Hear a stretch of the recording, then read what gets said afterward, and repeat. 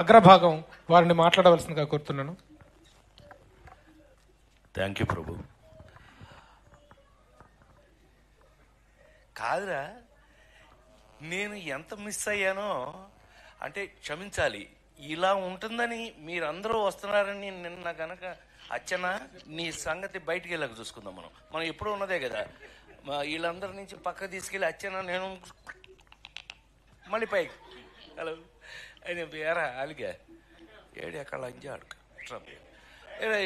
ఇలా మనకు అలవాటే కదా. సత్యంగా నిన్న నేను ఎన్టీఆర్ అవార్డు తీసుకోవడానికి విజయవాడ వెళ్ళాల్సి వచ్చింది. చప్పట్లు కొట్టరా?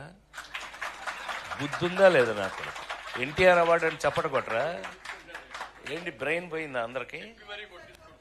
చెప్పి కొట్టించుకోవడం ఏంటన్నయ్య? దానికి కొట్టకపోతే నీకు సిగ్గులేనట్లు లెక్క.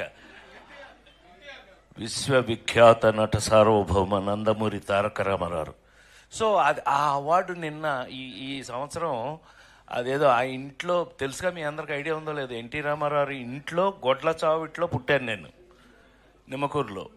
ఆయన ఇంట్లో పుట్టి వెంకటరామం గారు రామారావు అమ్మ రామారావుని వీడు నా చేతిలో పుట్టాడు, వీడిని జాగ్రత్తగా చూసుకోంటే నన్ను ఫిల్మ్ ఇన్స్టిట్యూట్లో వేయటం. నేను గోల్డ్ మెడల్ ఫిల్మ్ ఇన్స్టిట్యూట్లో తెచ్చుకున్న తర్వాత నాకంటూ కామెడీని ఒక హీరో చేసుకుని నా కోసం, ఎవరి కోసం అదే చించాను అంటే అది నిజం కాదు, నా కోసం కామెడీని ఒక రొమాన్స్ హీరో అవ్వగలిగింది, ఒక యాక్షన్ ఫైటింగ్ హీరో అవ్వగలిగింది, కామెడీ హీరో ఎందుకు కాదు అని నమ్ముకుని ఆ నమ్మకాన్ని లేడీస్ టైలర్ దగ్గర నుంచి ఈ రోజు వరకు మీ అందరి ముందు యాక్టర్గా నిలబడి ఉన్నానంటే కారణం ఆ ట్రెండ్ అని నమ్మితే కనుక, నాకున్న అదృష్టం ఏంటంటే సంవత్సరానికి 12 సినిమాలు హీరోగా యాక్ట్ చేస్తూ 12 సినిమాల్లో 12 బాగా ఆడటం జరిగిన రోజుల్లో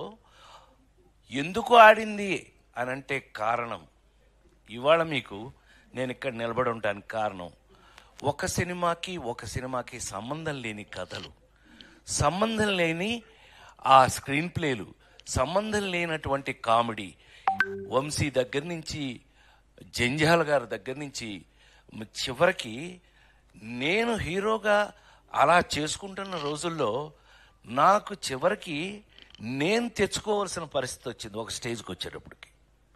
అందులో మీ అందరికి బాగా తెలిస్తే ముందు చెప్పుకోవాల్సిన పేరు ఈవీవి సత్యనారాయణ. నేను తెచ్చుకున్నవాడు. మన జంజాల గారికి అహనా పెళ్ళంటి సినిమాకి కూడా అసోసియేట్ డైరెక్టర్. అతన్ని నేనే హీరోని చేసుకున్నాను. ఏమండి, ఒక సినిమాలో ఎక్కడో షూటింగ్లో ఉండగా అప్పటికే కష్టపడి మేము అచ్చన్న కృష్ణ మేము ముగ్గురం కలిపి కొబ్బరి బొండం అని సినిమా చేసాం. ఆ సినిమాలో మేము పడకూడని బాధలు కొన్ని పడ్డాం. ఏది కొన్ని డిపార్ట్మెంట్స్ వాళ్ళ పేర్లు అనవసరం, వాటి గురించి మాట్లాడడం నాకు ఇష్టం కూడా ఉండదు. నెగిటివ్ నేను ఎప్పుడు మాట్లాడను.